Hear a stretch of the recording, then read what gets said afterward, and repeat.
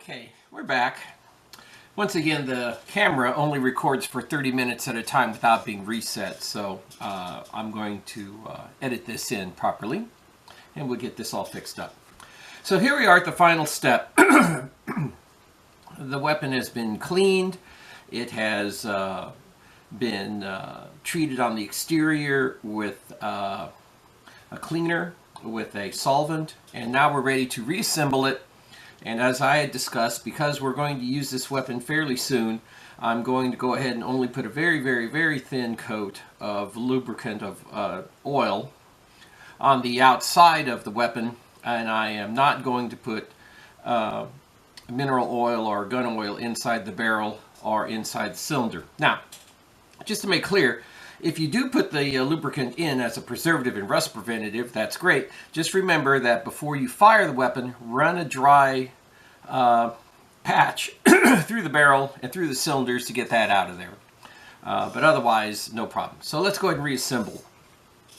All right, you take the cylinder, and you'll see it's got the rimfire side, and it's got the flash side, or the rear and the front. And just go ahead and drop it in. I go ahead and close the bail. And it's held in position. You then take the cylinder support rod and push the button, the release mechanism, and it occasionally takes a little bit of doing, and pop, in it goes. Make sure it goes in all the way and the button is released. It's in half cocked position. I open it. It is still empty, and I check the mechanism for operation. I'm going to go ahead, the safety is on, so it's okay to dry fire it because it's not striking the firing pin. And it has 1, 2, 3, and 4, all the positions. So it has been reassembled properly. The safety is on, and it is in the half-cocked position. And now we're ready to finish up our treatment of it. Now, it doesn't take a lot of gun oil or mineral oil to put a thin coat of protection on the outside of the weapon. So I take the gun oil, put just a drop and another drop, and I just proceed to put this thin coat on the entire exterior of the weapon, to include the ejector system.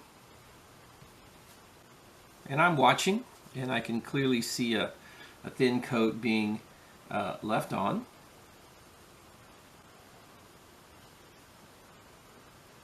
And around the hammer area and the back strap. And I can still see very clearly the thin layer of lubricant going on.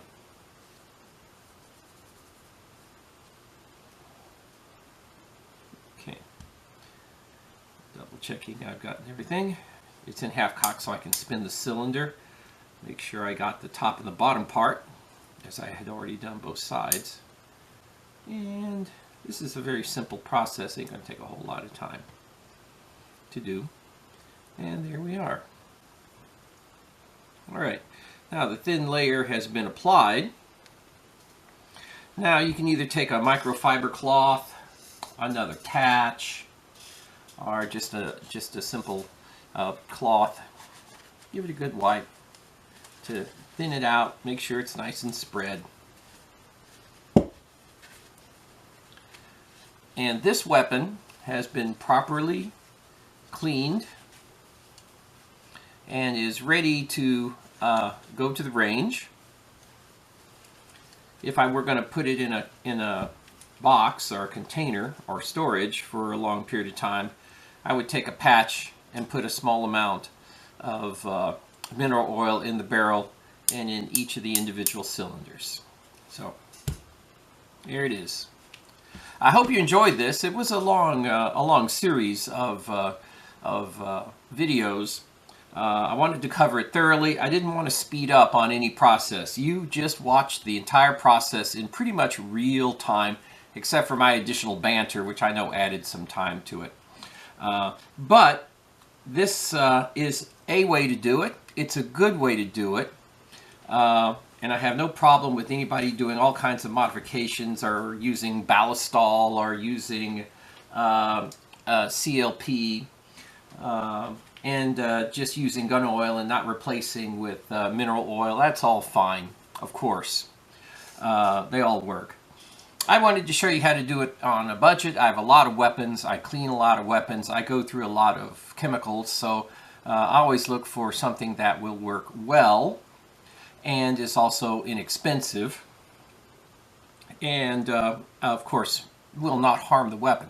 All right, so I hope you enjoyed this. I am going to be doing a lot of other videos. I'm going to do a video of a Taurus PT99 disassembly and cleaning. A PT99 is the same as a PT92 and is very similar to the Beretta 92 or the M9 military 9mm.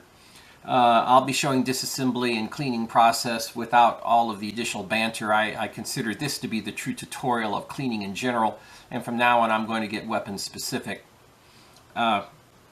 only. And then I will also do some videos on shooting technique, aiming technique, improving your groups, getting more consistency out of all kinds of weapons. Should be a lot of fun.